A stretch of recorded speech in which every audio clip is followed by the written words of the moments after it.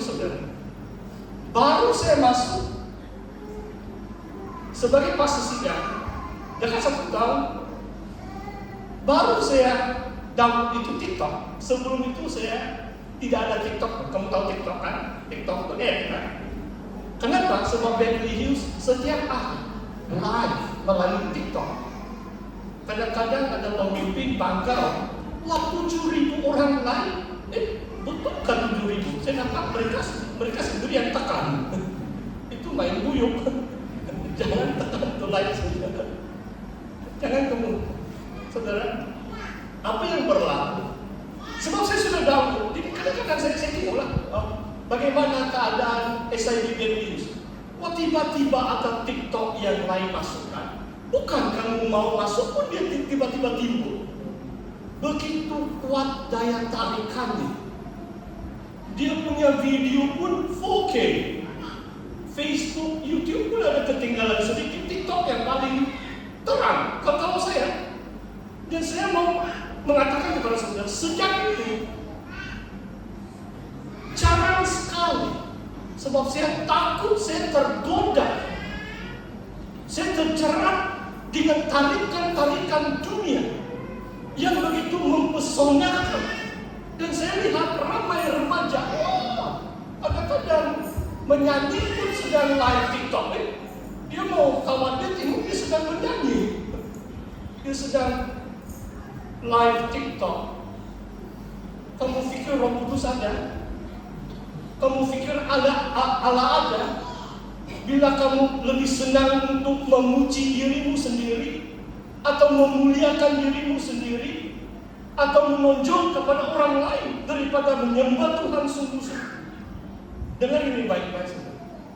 Sebab hanya orang yang mendapat bahagian dalam roh, dia tahu dia berada di dalam Allah dan Allah di dalam dia. Ini satu pengalaman yang pasti. I can only share what I experience by the grace of God. Saya cuma dapat kongsikan kalau saya tidak mengalami ayat-ayat ini. Firman Tuhan bukan teori, bukan hanya menggaruk-garuk telinga secara intelektual, tetapi adalah yakin, adalah benar saudara. Jadi saya mendorong saudara dan saudara, jangan salah paham, bukan salah. Kadang-kadang kamu tengok TikTok, tapi bahaya. Kalau itu menajiskan kamu, menodai kamu, jangan. Sebab Roh Kudus itu kudus. Dia tidak akan tinggal di dalam orang yang tidak memelihara kekudusan. Ayat 14. Dan kami telah melihat dan bersaksi bahwa Bapa telah mengutus anaknya menjadi juru selamat dunia. Ini sudah mungkin perkara yang keempat atau kelima sudah diulangi juga. Hal yang pasti, hidup dalam kepastian adalah kita pasti Allah Bapa telah mengutus anaknya Yesus menjadi juru selamat dunia. Apakah maksudnya juru selamat dunia? Kalimat ini didapati dalam Yohanes pasal 4, di mana setelah Yesus menceritakan atau bercerita dengan perempuan Samaria, dia melayani perempuan Samaria dengan begitu lembut atau halus kan? Adakah Yesus terus marah-marah dia? Tidak kan? Pelan-pelan Yesus cerita dengan perempuan Samaria. Baru sampai penghujung cerita, baru dia beritahu dia, panggil suami kamu datang kemari. Yesus tahu segala sesuatu bahkan yang kita lewati dalam hidup kita. Kenapa saudara? Sebab Tuhan Yesus tahu perempuan itu harus mengatasi masa silamnya. Perempuan Samaria harus mengatasi dosanya. Tuhan Yesus akan mengampuni dosanya. Sebelum dia dapat menjawab pun Yesus beritahu kepadanya, lelaki yang tinggal bersama kamu bukan suamiku yang sah, yang keenam. Maksudnya dia sudah kawin cerai 5 kali. Ini perempuan Samaria. Luar biasa kan? Di sini tiada kan? Di sini ada orang kawin cerai 5 kali. Tidak ada. Kalau ada bertobat, Tuhan Yesus mengampuni saudara juga.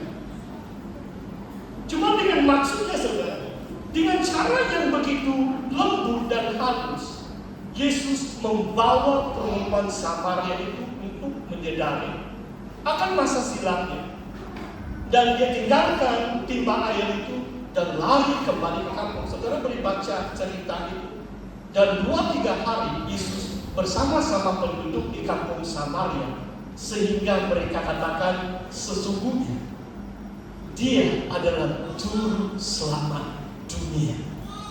Orang Samaria bersaksi, bukan saja melalui kesaksian perempuan yang berdosa itu, tetapi mereka mengenal Yesus sebagai juru selamat dunia. Apakah maksudnya juru selamat dunia, saudara? Maksudnya Tuhan kita adalah Tuhan atas segala bangsa, segala suku bangsa di dunia ini.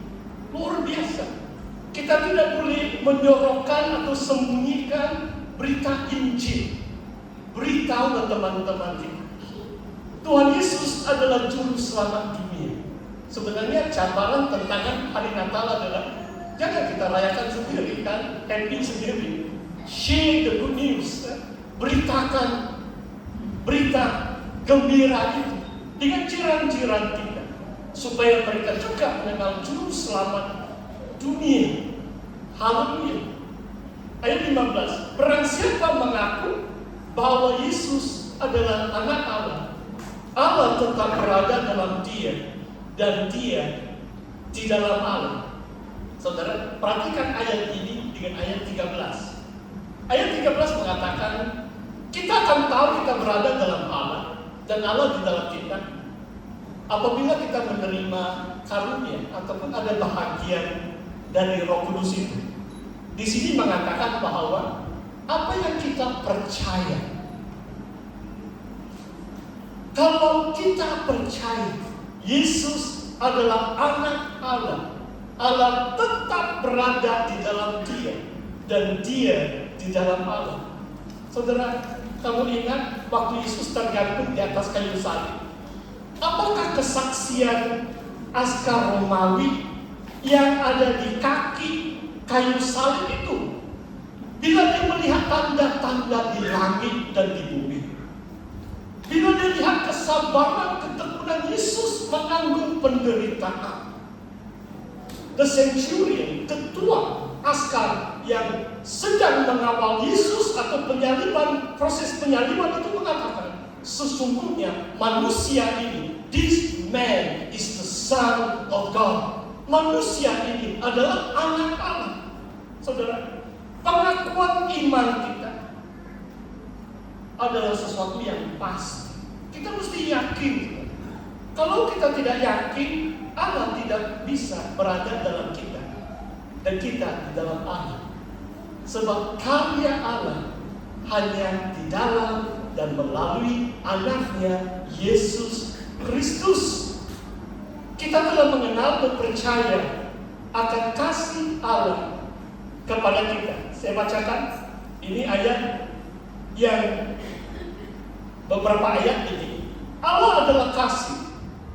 Barang siapa tetap berada dalam kasih, ia tetap berada dalam Allah dan Allah di dalam dia. Saudara, ini adalah poin yang ketiga. Bagaimana kita merasakan persekutuan kita dengan Allah ini? Bagaimana kita yakin kita ada di dalam Tuhan dan Tuhan ada dalam kita? Pertama tadi, bahagia dalam Roh Kudus. Kedua, pengakuan iman Yesus adalah anak Allah. Sekarang, barang siapa tetap berada dalam kasih.